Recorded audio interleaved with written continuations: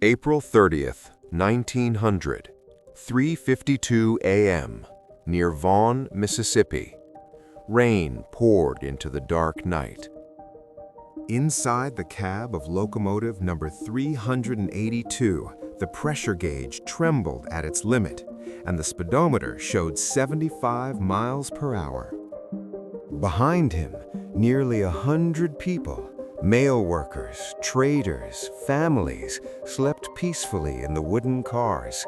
They felt the rhythmic motion of the train, unaware that their lives depended on one man's decision.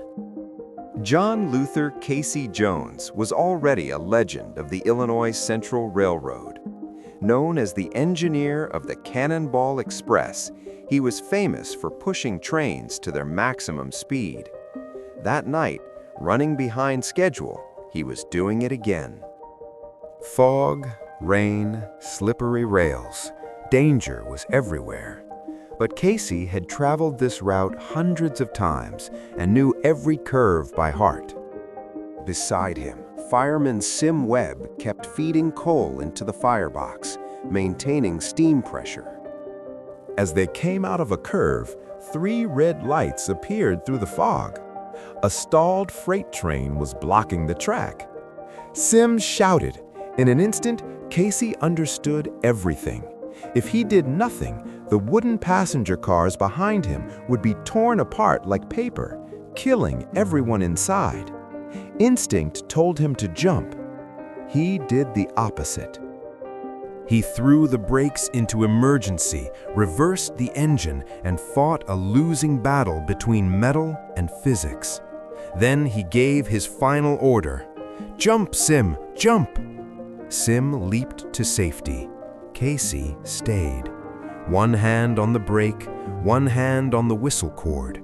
The final warning whistle echoed through Mississippi's night air as Casey guided the locomotive and himself into the collision. The crash was horrific. Iron ripped apart. The locomotive smashed into the freight cars. But the passenger cars survived. The passengers were shaken, but alive. Not a single one died. Rescuers found Casey Jones in the wrecked cab, one hand frozen on the brake, the other on the whistle. He had reduced the speed from 75 miles per hour to 35 miles per hour before impact, saving hundreds of lives. He was the only casualty that night. He was 37 years old. He left behind a wife and 3 children. Thousands attended his funeral. Weeks later, songs about Casey Jones were sung across America. The truth behind the legend is this: in 2 seconds, he made a choice. Not instinct, not accident, a conscious act of heroism. Today, the whistle and bell of locomotive number 382 are preserved in a Tennessee museum.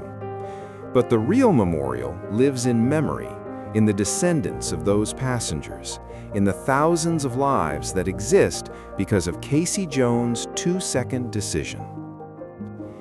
John Luther Casey Jones, March 14, 1863 to April 30, 1900. The engineer who faced death and chose to save others.